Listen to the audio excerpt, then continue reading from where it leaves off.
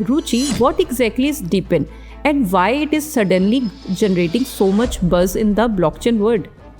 Okay. So that's a great place to start. So DeepIn, which stands for Decentralized Physical Infrastructure Networks, refers to physical infrastructure systems like wireless networks, mobile networks, energy grids, or sensor networks that are built, operated, and maintained by a decentralized group of participants using blockchain incentives. Hello and welcome back to Blockchain की बात नेटकैप के साथ your go-to podcast for everything blockchain, Web3 and future of decentralized innovation. I am your host Simran and today's episode is going to blow your mind because we are diving into futuristic concept that already becoming a reality. Imagine earning crypto tokens by hosting a wireless hotspot in your home or helping build a global sensor network all without being a telecom giant or mega corporation. What if you could be a part of future of physical infrastructure? That's exactly what DeepIn is doing, shifting power from centralized company to individual and the communities using blockchain. And today we'll unpack how this revolutionary concept is transforming industry like energy, the internet, data storage, and more. To help us unpack this exciting space, we are joined by blockchain DeepIn expert Ruchi. Welcome back, Ruchi. Thanks, Imran ma'am. Always a pleasure to be here. I believe DeepIn is one of those futuristic yet very real technologies that's quickly gaining ground.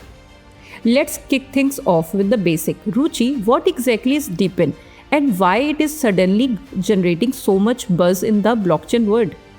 Okay. So that's a great place to start. So DeepIn, which stands for Decentralized Physical Infrastructure Networks, refers to physical infrastructure systems like wireless networks, mobile networks, energy grids, or sensor networks that are built, operated, and maintained by a decentralized group of participants using blockchain incentives. So traditionally, physical infrastructure has been centralized, meaning that it is built and controlled by governments or large corporations. But with DeepIn, people can participate by contributing resources like hardware, connectivity, data, or energy and get rewarded with tokens. It's important because it flips the infrastructure model on its head. Instead of waiting for a giant telecom to install 5G in a rural village, locals can deploy nodes themselves and earn tokens for doing so. It creates an entirely new, scalable model of building physical infrastructure, one that is inclusive, open, and community-driven. A great example is Helium Network, which is probably the most well-known DeepIn project. It lets users deploy wireless hotspots that provide long-range, wide area network and 5G connectivity, and they earn HNT tokens in return. That's mind-blowing. How does DeepIn empower regular people economically? I mean, what is the incentive model like? This is one of the most empowering parts of DeepIn. The old model only rewarded the infrastructure owners, typically big players, but in DeepIn, the network is bootstrapped by individuals who contribute real-world assets or services and get rewarded proportionally. So let's say you contribute a Wi-Fi hotspot or install a weather sensor, or maybe you run a small solar node. These are now valuable micro assets in a decentralized network. The blockchain tracks your contribution and smart contracts ensure you receive tokens. So like HNT for Helium, MXC for MatchX, or Peak for PlanetWatch. It's like transforming the gig economy into an ownership economy. Instead of being just a user, you become a builder of infrastructure, earning passive income and contributing to global systems at the same time. It's economic empowerment through decentralization. It also opens up earning potential in areas where traditional job opportunities are very limited. People in remote locations can now also contribute to global infrastructure networks without leaving their very safe hometowns. Now let's bring this into the real world. Are there actually DeepIn projects running today? And who is building this new world?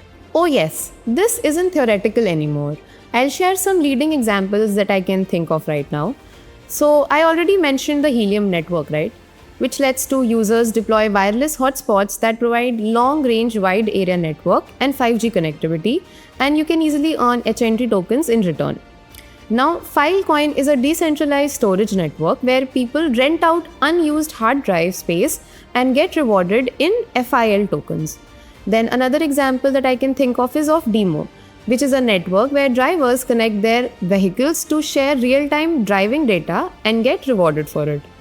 Another one is HiveMapper, allows users to install dash cams in their vehicles to map roads, earning crypto as they build a decentralized version of Google Maps.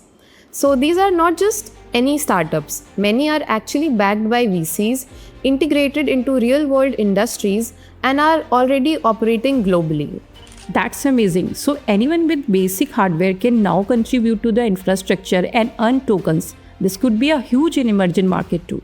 Yes, all of these show how DeepIn is building real infrastructure wirelessly, digitally, physically, and with global participation.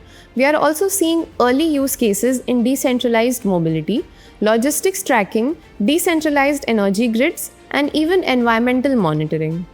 Security and reliability are major concern when we talk about physical infrastructure. So how do we deepen project maintain trust and prevent manipulation or fraud? That's a very important question. With DeepIn, we are dealing with real-world hardware, which means challenges like spoofing data, downtime, or location fraud can anytime occur. And to counter this, most DeepIn networks have robust incentive plus verification mechanisms, like proof of coverage, which is used by Helium, where hotspots verify each other's signals to confirm they are genuinely operating.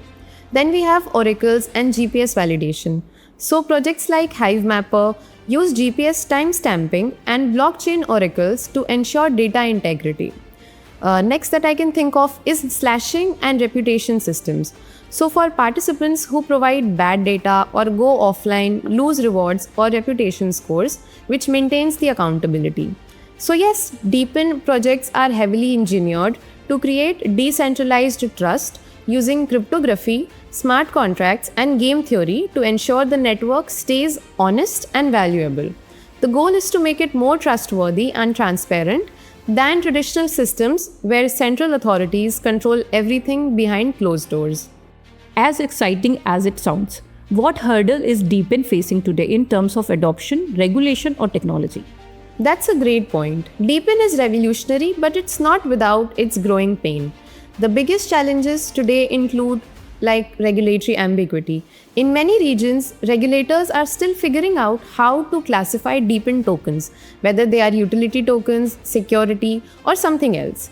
Then we have hardware costs. While some DeepIn nodes are affordable, others like 5G or GPU-based projects require initial investment, which can be a barrier. Then we have data reliability, which is also tricky. Since data comes from decentralized users, there's always a need for robust validation to ensure the accuracy. Then, user education. Many users still don't fully understand how to set up nodes or interact with DeepIn systems. That being said, the ecosystem is evolving fast, and more user-friendly onboarding tools, legal clarity, and incentive models are coming. So we can say that the momentum is going strong. Let's also address the elephant in the room, the regulations. If physical networks are decentralized, how do government and regulators respond? Yeah, it's a complex space. Since DeepIn operates in the physical world, it intersects with local, telecom, energy, and zoning laws. For example, wireless networks like Helium have to follow radio frequency regulations. In energy trading, governments often control the grid. So peer-to-peer models need to navigate approvals. Some countries are now drafting Web3 infrastructure laws to regulate DeepIn models. For example, Switzerland and Singapore are taking a forward-looking approach. Having said that, DeepIn is often more complementary than disruptive. It fills infrastructure gaps in areas where traditional players cannot reach profitably, especially in rural and underdeveloped regions. So it's about collaboration, not conflict. Government just need to catch up with the tech. Ruchi, the community seems to be a major pillar of Web3. How critical are communities in scaling DeepIn networks? Communities are central to DeepIn. Since these networks are decentralized, their growth depends on grassroots participation. People running nodes, spreading awareness, troubleshooting, and improving technology. Active communities can drive adoption faster than any marketing campaign. They educate newcomers, contribute to governance, and provide real-time feedback. This kind of participatory model is unique to DeepIn and Web3 in general. In fact, some DeepIn projects offer governance tokens that allow community members to vote on future upgrades and decisions. It builds a sense of ownership and long-term commitment that centralized models often lack. If a developer or startup is interested in building in the DeepIn space, where do they begin? There are tons of opportunities. Many DeepIn networks have open APIs, SDKs, and grant programs to support new developers. Projects like Helium, IoTeX, and Filecoin have thriving developer ecosystems. Startups can build hardware integrations, create dApps that leverage decentralized data, or develop dashboards and analytics tools. There's also space for building cross-chain infrastructure that connects multiple DeepIn ecosystems. Hackathons, DAO grants, and ecosystem funds are great entry points. The key is to pick a vertical you care about, like climate, logistics, mobility, etc., and explore how decentralized infrastructure can improve it. Before we wrap up, let's look ahead. Do you think DeepIn is a niche trend or something that could go mainstream in the next 5 to 10 years? I believe DeepIn will become a default model for deploying physical infrastructure. We'll see more hybrid models where governments and private companies collaborate with communities using token incentives. There will be likely mass adoption in smart cities, disaster response, environmental monitoring, and rural connectivity. DeepIn will unlock new jobs, improve transparency in public infrastructure, and bring blockchain benefits into everyday life. Interoperability between DeepIn networks will also increase, and token economies will become sophisticated. So we might even see tokenized real-world assets bundled with infrastructure projects for new financing models. The future is decentralized and it's not being built just in code, but in physical space too. Are there any breaking stories or exciting use cases in the DeepIn world right now? Yes, a few. So HiveMapper has just announced that over 100,000 kilometers of roads have been mapped via dashcams by users, rivaling parts of Google Maps. Grass is another DeepIn project where users earn crypto by running AI training nodes from home. Peak Network is another very good example that is helping build decentralized mobility networks in Europe, powering things like shared EVs and scooters with tokenized incentives. So DeepIn isn't just a dream, it's happening in real time. Ruchi, this has been a fascinating journey. Any final thoughts for our listener? Sure. DeepIn is more than just a buzzword. It's a paradigm shift in how we build and manage infrastructure.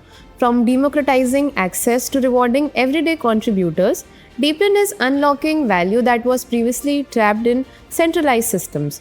But it comes with challenges too, like regulatory clarity, quality assurance, and long-term sustainability. So it's critical for innovators and regulators to work together.